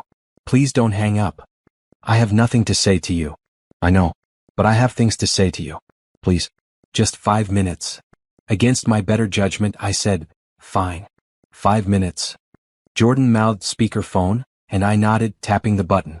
"Thank you," Courtney said. "I know I'm probably the last person you want to hear from, but I wanted you to know that I'm sorry. For all of it." "You're sorry?" "I know that doesn't fix anything. I know I hurt you. But I didn't know. Derek told me you two were separated. He said the marriage was over, that you'd agreed to stay together for financial reasons until you sold the house. He made it sound like it was just paperwork holding you back from moving on. And you believed him?" "I wanted to believe him. Which is just as bad, I know. But then I got those papers, the marriage certificate with Jordan's name, and I realized Derek had lied about everything. Not just to you but to me too. What do you want from me, Courtney?" "Forgiveness." "No. I don't deserve that. I just wanted you to know that it's over. Derek and I are done. And I'm leaving town. Starting over somewhere else. Away from this mess." "That's probably smart. I also wanted you to know that you were right. About everything. Derek isn't who he pretended to be. He's selfish and manipulative and he only cares about himself. I see that now. Too late, but I see it." There was a pause. I could hear her breathing, shaky and uneven. "I'm sorry," she said again. "For what it's worth." "I'm sorry." She hung up before I could respond. I stared at the phone, processing. Jordan waited patiently. "Do you believe her?" he finally asked. "I don't know. Does it matter?" "Only if it matters to you." I thought about it. Courtney's apology didn't change anything. It didn't undo the betrayal or erase the pain. But it did provide a strange sense of closure. She'd seen the truth about Derek. She'd paid a price for her choices too. "I think I believe her," I said. "I think she was as much a victim of Derek's lies as I was. Just a different kind of victim." "That's generous of you. Or maybe I'm just tired of being angry. Anger takes so much energy." "What does that leave you with?" "I don't know. Relief? Sadness? Hope. Hope is good." We finished sorting through the house and I locked up, feeling lighter than when we'd arrived. On the drive back to my apartment, Jordan was quiet, thoughtful. "What are you thinking about?" I asked. "Timing. And second chances. And whether it's possible to love someone twice." My heart skipped. "What do you mean?" "I mean I loved you when we were young. Then I didn't. Or I did, but differently. More like a memory than a person. But these past few weeks, being around you again, I'm falling in love with who you are now. Which feels different than before but also the same." "Jordan." "I know. Bad timing. Again. You just ended things with Derek. You're processing. You're healing. I get it.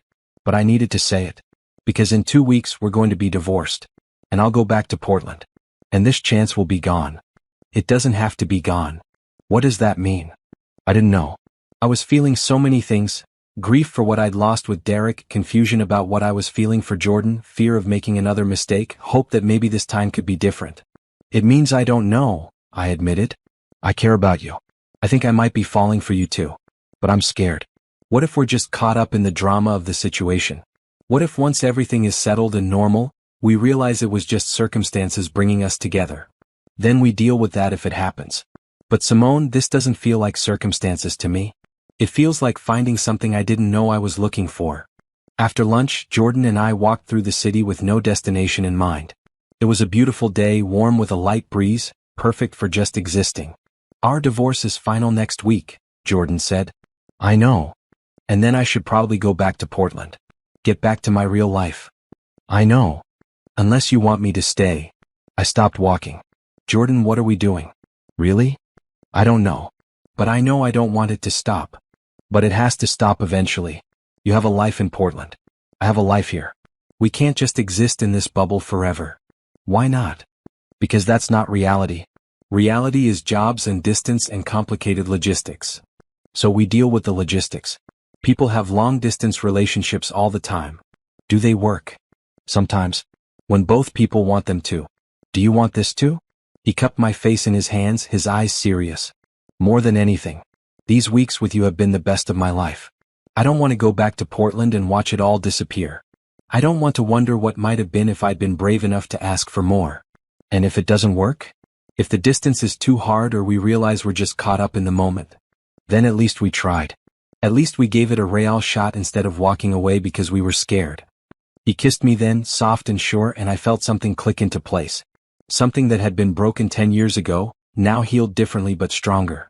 When we pulled apart, I was smiling. Okay, I said. Okay. Let's try. Let's actually try this time. Jordan picked me up and spun me around, laughing, and I realized this was what happiness felt like. Not the careful, controlled happiness I'd had with Derek. But wild, uncertain, beautiful happiness that came from taking a risk on something real. The divorce was finalized on a Tuesday. Jordan and I went to Patricia's office to sign the final papers, officially ending a marriage that had been over in everything but legality for a decade. Congratulations, Patricia said, handing us each a copy. You're now officially divorced. Thank you for everything, I said. You made this whole mess manageable. That's my job. Though I have to say, this is the first time I've finalized a divorce where both parties looked happy about it. Jordan and I glanced at each other and smiled. We were happy. Not because the marriage was over, that had been over long ago. But because we'd come through something difficult and found our way back to each other. Outside Patricia's office, Jordan pulled out his phone and showed me something he'd been working on. I talked to my firm. I can work remotely 2 weeks out of every month. I'll need to be in Portland for meetings and client consultations, but the rest of the time I can be wherever. Wherever. Here. With you. If you want. Jordan, you can't restructure your whole life for me. I'm not. I'm restructuring my life for us. There's a difference. What if it doesn't work out? Then I'll still have a career I love and no regrets about not trying. I thought about what he was offering. Not a fairy tale or a guarantee, just a genuine attempt to make something work. An investment in possibility. Okay, I said. But I have conditions. Name them. We take this slow. Really slow. No moving in together right away. No grand gestures or rushing into anything. We date. Like normal people. I can do slow. And we're honest. Completely honest. Something isn't working, we say it. No hiding, no letting problems fester. Agreed. And we keep separate spaces. You need a place here that's yours, not just staying at my apartment. I was already looking at rentals. We spent the afternoon apartment hunting, finding a small place downtown that Jordan could use as both living space and a remote office. It had good light, high ceilings, and a view of the city. He signed a 6-month lease, long enough to see if this could really work but short enough to not feel trapped. Over the next few weeks we fell into a rhythm. Jordan split his time between Portland and here. When he was in town we'd have dinner together most nights, but we maintained our own spaces. When he was gone we'd video chat and text, sharing the mundane details of our days. It was normal. Healthy. Nothing like the intensity of our first marriage or the secrets of my relationship with Derek. Nicole approved wholeheartedly. You're glowing, she said one afternoon over coffee. Like actually glowing. It's disgusting how happy you look. I'm happy. It's weird. It's not weird. It's what happens when you're with someone who actually deserves you. We're taking it slow. I know. I'm proud of you for that. The old Simone would have jumped in headfirst and worried about the consequences later. She was right. I'd learned from my mistakes. Both marriages had taught me something. The first that timing mattered, the second that trust was everything. This time I was building something intentionally, carefully, with full awareness of what could go wrong. Work provided a welcome distraction from relationship analysis. The promotion I'd been working toward came through, Vice President of Operations. It meant more responsibility, longer hours, but also more freedom to shape things the way I wanted. Jordan sent flowers to my office when I told him. Proud of you, the card read. Though I always knew you'd get it. Simple words that meant everything. One Saturday Jordan suggested we go through old photos. Not from Derek. I'd packed all of those away, but from our first marriage. He'd brought a box from Portland filled with pictures from our college days. We spread them across my living room floor, laughing at our younger selves. There we were at graduation, caps askew, arms around each other. At our tiny wedding at City Hall, wearing clothes we'd picked up at a thrift store. On road trips we'd taken in his beat-up car, stopping at random diners and sleeping in cheap motels. We look so young, I said, holding up a photo of us at the beach. We were young. Too young to know what we were doing. Were we happy? Jordan thought about it. We were. Just not ready. We loved each other, but we didn't know how to be married. How to compromise. How to support each other's dreams instead of competing with them. And now I know that loving someone means cheering for their success, not feeling threatened by it. It means giving space when needed and showing up when called. It means being a partner, not a project. I leaned against him, comfortable and safe. When did you get so wise? 10 years of mistakes and therapy. We laughed, but there was truth in it. We'd both done the work to become better versions of ourselves. The people we were now could handle what the people we'd been couldn't. That evening, Jordan cooked dinner at my place. Pasta with a sauce his grandmother had taught him to make. We ate by candlelight, talking about everything and nothing, comfortable in the silences. I have something to tell you, he said after we finished. My heart jumped. What? My firm got approached about a major project here. A new performing arts center downtown. It would be a 2-year build, minimum. If I take it, I'd need to be here full-time. That's amazing. That's exactly the kind of project you've always wanted. I know. But I wanted to talk to you before I committed. Because if I take it, I'm here. Fully here. Not splitting time between cities. This becomes home. Jordan, you can't make that decision based on me. What if we don't work out? Then I'll still have built an incredible building in a city I've grown to love. But Simone, I'm not worried about us not working out. I'm worried about missing the chance to really build something together. I looked at him across the table, this man who'd been my husband, then my ex, now something new entirely. Someone who'd seen me at my worst and chose to stay. Who'd restructured his life to give us a chance. Who made me laugh and challenged me and made me want to be braver. Take the project, I said. You're sure? I'm sure. Build your performing arts center. Stay here. Let's see what we can build together. He came around the table and kissed me deep and sure, and I felt the last of my walls come down. This was real. This was happening. And for the first time in years, I wasn't afraid of it. The next morning, Jordan officially accepted the project. His firm was thrilled. It was the kind of high-profile work that would put them on the map nationally. He'd need to hire a local team, work with city planners, navigate politics and budgets. This is going to consume my life for the next 2 years, he warned. Good thing I know how to date a workaholic, I said. I am one. We made plans. He'd move out of his temporary apartment into something more permanent. We'd still maintain separate spaces. Neither of us was ready to live together yet, but he'd be here. Really here. Nicole threw us a moving to the same city party, inviting friends from both our lives. It was strange watching my worlds collide. My work friends meeting Jordan's architecture friends, everyone mixing and laughing and celebrating this weird, wonderful second chance we'd been given. Speech, someone called out. Jordan looked at me and I nodded. He stood, raising his glass. 10 years ago, Simone and I made promises we were too young to keep. We loved each other but didn't know how to make it work. So we let each other go. And I spent a decade thinking I'd lost my chance at something real. Then life did something strange. it brought us back together through the most bizarre circumstances imaginable. And this time we're old enough, wise enough, and brave enough to do it right. So here's to second chances, to timing, and to finding your way back to the person who was always meant to be your partner. Everyone cheered. I felt tears prick my eyes, but they were happy tears. Healing tears. Later that night, after everyone had left and we were cleaning up, Jordan pulled me close. "Thank you," he said. "For what?" "For being brave enough to try again. For not letting Derek ruin your ability to trust.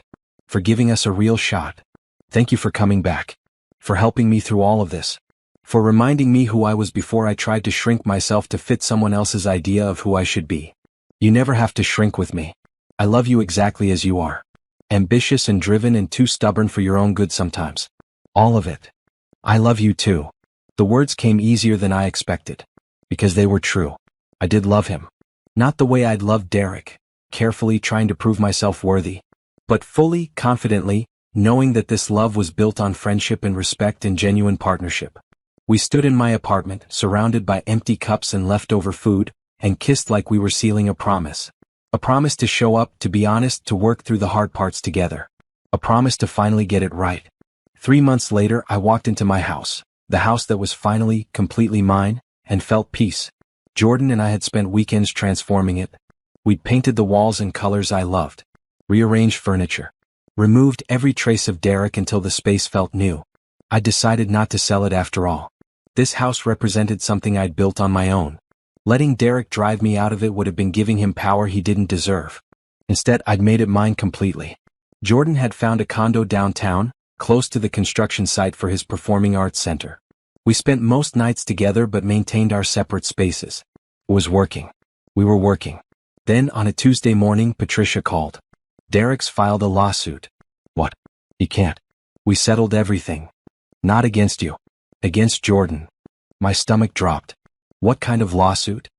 "He's claiming Jordan interfered with your relationship. Alienation of affection.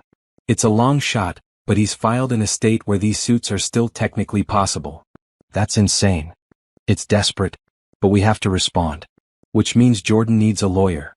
I told Jordan that evening. He listened quietly, his expression darkening.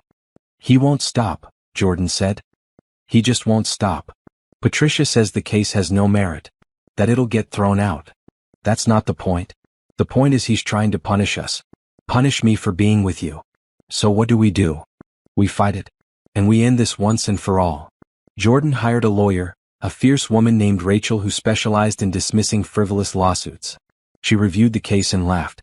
"This is the weakest alienation of affection claim I've ever seen. You and Simone weren't even together until after she and Derek split. There's no case here." "Then why did Derek's lawyer take it?" I asked. "Because Derek probably lied to him about the timeline. Or offered enough money up front that the lawyer didn't care about winning, just about billing hours." The hearing was scheduled for 6 weeks out. In the meantime, life continued. Jordan's project was taking shape, literal shape, as the foundation was poured and steel frames began rising from the ground. I'd see him at the site sometimes, hard hat on, gesturing at blueprints, completely in his element. My promotion brought new challenges too. I was managing larger teams, handling bigger budgets, traveling less but working smarter. For the first time in my career, I felt like I'd found my stride. Nicole got engaged, which provided a welcome distraction from legal drama. She asked me to be her maid of honor, and we spent evenings looking at venues and dresses and debating whether spring or fall weddings were superior. "You and Jordan should get married too," she said one night over wine.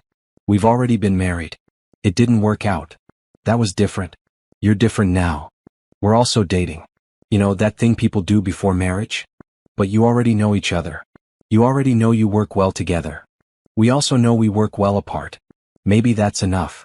She gave me a look. "You're scared." "I'm cautious. There's a difference." "Is there though?" I thought about it. Was I scared? Maybe. Not of Jordan, but of repeating mistakes. Of rushing into something because it felt good without making sure it was right. But Jordan and I had already been through the worst of each other. We'd been young and incompatible, then strangers, now building something new. If we decided to get married again someday, it wouldn't be because of momentum or pressure. It would be because we'd consciously chosen each other, flaws and all. The week before Derek's hearing, something unexpected happened. His lawyer withdrew from the case. Patricia called to tell me. Derek apparently hasn't paid his legal bills. The lawyer filed a motion to withdraw and the judge approved it. Derek now has 2 weeks to find new representation or the case gets dismissed. Will he find someone? Doubtful. No reputable lawyer will touch this case. It's too weak. Too vindictive. Anyone who takes it is either desperate for money or willing to be part of a harassment campaign. 2 weeks passed. Derek didn't find a lawyer. The case was dismissed. It's really over this time, Patricia said when she called with the news. He has no more legal avenues. No more appeals. No more grounds to file anything. You're free. Both of you. That night, Jordan and I celebrated with dinner at the restaurant where we'd had our first revenge posting meal months ago. So much had changed since then. Then, we'd been two people play acting at a relationship to make someone else jealous. Now we were just two people who genuinely found their way back to each other. How do you feel? Jordan asked over dessert. Relieved. Exhausted. Happy. All of it. Do you have any regrets? I thought about it honestly. I regret marrying Derek. But I don't regret everything that came after. Because it led me here. Back to you. Even if we'd never reconnected romantically, do you think we would have stayed friends? I hope so. I missed you. Not just as a husband but as a person in my life. Someone who knew me before I became this polished version of myself. You're still you underneath all that polish. I know. But I forgot for a while. Derek wanted me smooth and quiet and convenient. You remind me it's okay to be rough around the edges sometimes. Jordan reached across the table and took my hand. For what it's worth, I like your edges. They're my favorite parts. We left the restaurant and walked through the city, hands linked, talking about the future. Jordan's building project. My career goals. Places we wanted to travel together. A possible vacation to Italy I'd been dreaming about. When this project is done, Jordan said, I was thinking about taking a month off. Really off. No emails, no phone calls. Just disappearing somewhere beautiful. That sounds perfect. Come with me. I'd love to. We reached my house. I'd started thinking of it as my house again instead of the house, and I invited him in for coffee. We've been taking things slow, but recently slow had started to feel less necessary and more like habit. Can I stay? He asked at the door. Tonight. And maybe tomorrow night. And the night after. Not moving in, he added quickly, but staying more. Being more present. I thought about what that meant. Opening my space completely. Letting him into the daily routines. Seeing each other at our worst, morning breath and messy hair and grumpy before coffee. Okay, I said. Stay. He did. And it was easy. Natural. Like he'd always been meant to be there. Over the next few weeks, the boundaries between his place and my place started to blur. He kept clothes at my house. I kept work files at his condo. We split time between both spaces, figuring out what worked. This is weird, I said one morning, making coffee in his kitchen. Bad weird or good weird? Good weird. We're doing everything backwards. Marriage, divorce, dating, now practically living together again. Maybe there is no right order. Maybe we just do what feels right and stop worrying about whether it matches some prescribed timeline. He was right. We'd spent too much time worrying about doing things correctly. This time, we were just being honest about what we wanted and adjusting as we went. One evening, I came home to find candles lit and music playing. Jordan stood in the kitchen looking nervous. What's all this? I asked. I wanted to talk to you about something. My heart jumped. Should I be worried? No. Maybe. I don't know. He took a breath. Simone, these past few months have been the happiest of my life. Getting to know you again, building something real with you, it's everything I didn't know I was missing. Jordan. Let me finish. I know we said we'd take things slow. And we have. But I don't want to waste any more time being cautious when I know what I want. I want to build a life with you. Not because of some legal technicality or revenge plot or circumstances throwing us together. Just because I love you and I want to wake up next to you every day. He wasn't proposing. Not exactly. But he was offering something more. A commitment to stop hedging our bets and fully invest in this relationship. I want that too, I said. I've wanted it for a while, but I was scared to say it. Scared of what? Scared of repeating mistakes. Scared that we'd rush in and end up right back where we were 10 years ago. We're not those people anymore. I know. I see that now. We've both grown. We've both learned. And this, us, it's not a repeat of before. It's something completely new. Jordan kissed me soft and deep, and I felt the last of my resistance melt away. We were doing this. Really doing this. No more caution, no more holding back. Just two people choosing each other fully and completely. Move in with me, I said when we pulled apart. Or I'll move in with you. Or we'll find somewhere new together. I don't care. I just want to stop splitting our lives between two places. You're sure? I'm completely sure. We decided on my house. It had more space and Jordan loved the neighborhood. He'd keep his condo as an office space for days when he needed quiet to work, but home would be here. With me. The transition was surprisingly smooth. Jordan's things fit naturally into my space, like they'd always been meant to be there.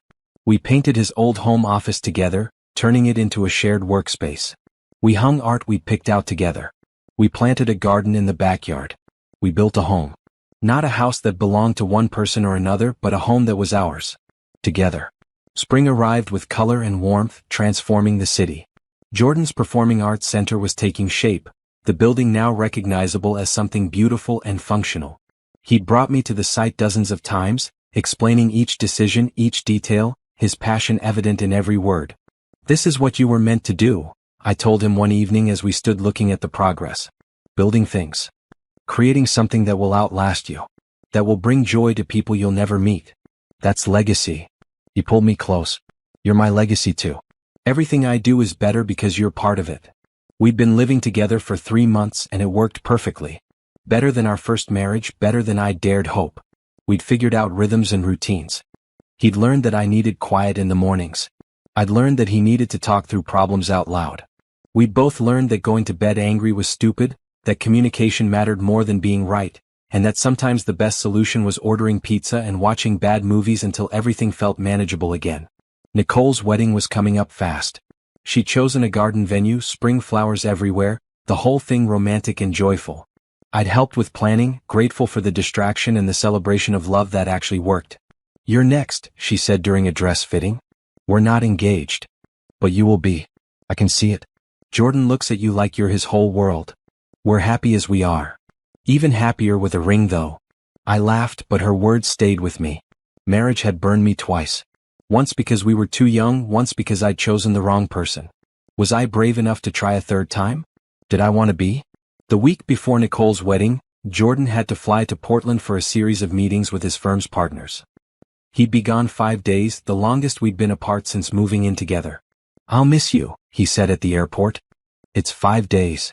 5 days is a long time when you're used to seeing someone every day. He was right. The house felt empty without him. Too quiet. I threw myself into work, using the time to catch up on projects I'd been neglecting. But every evening I'd come home to an empty house and feel his absence like a weight. We video chatted every night, sharing details of our days. On the third night he looked tired. You okay? I asked. Just busy. The partners want to discuss opening a satellite office here, using the Performing Arts Center as leverage to attract other big projects. It would mean more staff, more resources, more everything. That's amazing. It is. But it also means more time commitment. More responsibility. I wanted to make sure you're okay with that before I commit. Jordan, this is your career. Your dream. Of course I'm okay with it. But it affects you too. If I'm busier, if I'm traveling more, then we'll figure it out. That's what partners do. We adjust. We support each other. We make it work. He smiled, relief evident on his face. Have I told you lately that I love you? Not in the last 5 minutes. I love you. So much. I love you too. Now go get some sleep. You look exhausted. The night before Jordan was due home, I couldn't sleep. I kept thinking about Nicole's words, about marriage, about whether I was ready to risk it again. Not marriage to just anyone. Marriage to Jordan. The man who'd proven himself over and over. Who'd restructured his life to be with me. Who'd been patient when I was scared, honest when I was doubtful, present when I needed him most. I got out of bed and found the box I'd hidden in the back of my closet. Inside was my wedding ring from our first marriage. I'd kept it all these years, unable to throw it away but unwilling to wear it. Now I held it up to the light, remembering the day Jordan had slipped it on my finger with shaking hands and hopeful eyes. We'd been so young, so naive, so sure that love would be enough. Love hadn't been enough then. But now we had more than love. We had friendship and respect and genuine partnership. We had communication and compromise and the hard-won wisdom of experience. Maybe that was enough. Maybe that was everything. Jordan came home the next afternoon, dropping his bags and pulling me into a hug that lasted long minutes. 5 days is too long, he said. Agreed. Don't leave again. Can't promise that. But I can promise to take you with me next time. We ordered takeout and caught up properly, talking about his meetings and my work and all the small things we'd missed sharing in real time. The partners approved the satellite office, he said. Which means I'll be here permanently. No more splitting time. This is home now. How do you feel about that? Honestly? Relieved. I love Portland, but this is where I want to be. Where you are. Where we're building something together. Speaking of building things, I said, nervous now that the moment was here. I've been thinking about us. About our future. What about it? We've been through a lot together. Marriage, divorce, finding each other again. Building this relationship from scratch. And I realize that we're doing everything out of order, but maybe that's okay. Maybe our order is the right order for us. Where are you going with this? I took a breath. I want to marry you again. Not because of paperwork or circumstances or anything external. Just because I love you and I want to make that official. I want to promise to be your partner, your friend, your person for the rest of my life. I want to do it right this time. Jordan stared at me, his expression unreadable. Then he started laughing. What's funny? I asked, worried I'd misread everything.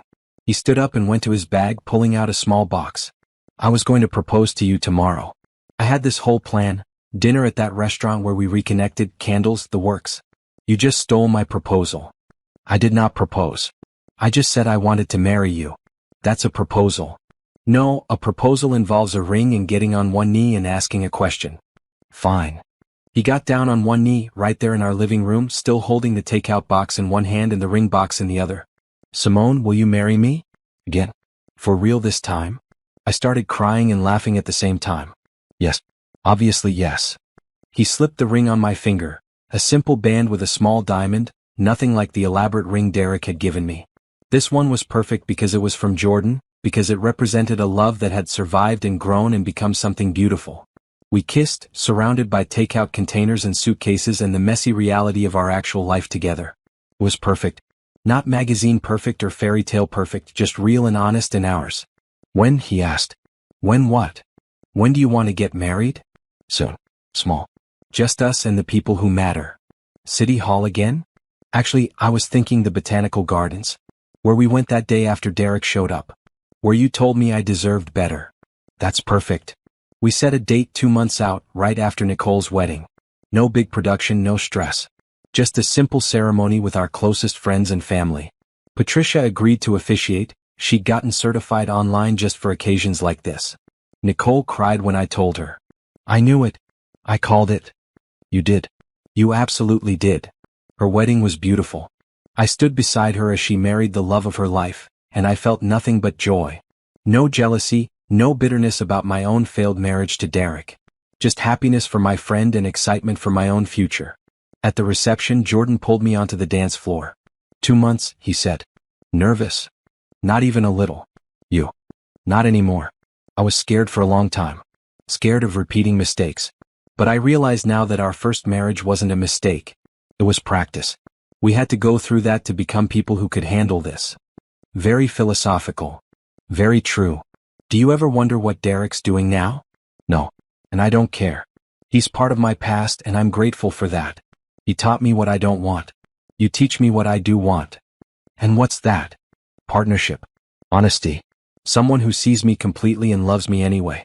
Someone who challenges me to be better but accepts me as I am. Someone who makes me laugh and makes me think and makes me feel safe.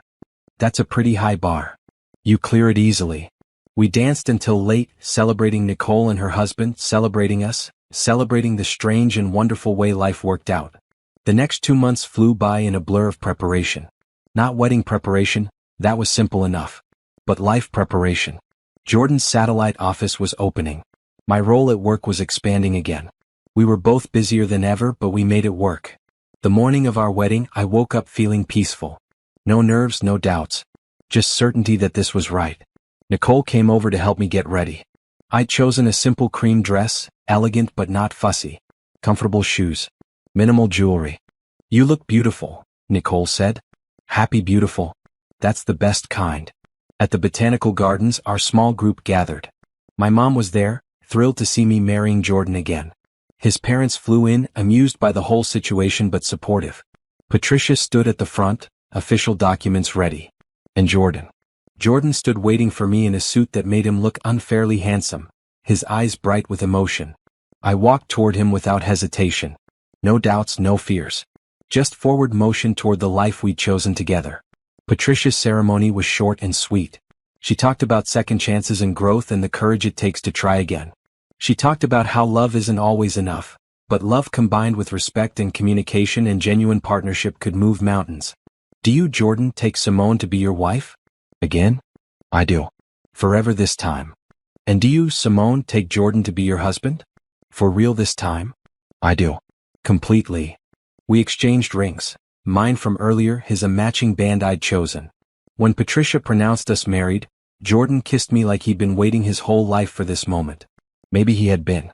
Maybe we both had been. The reception was at our house, our home.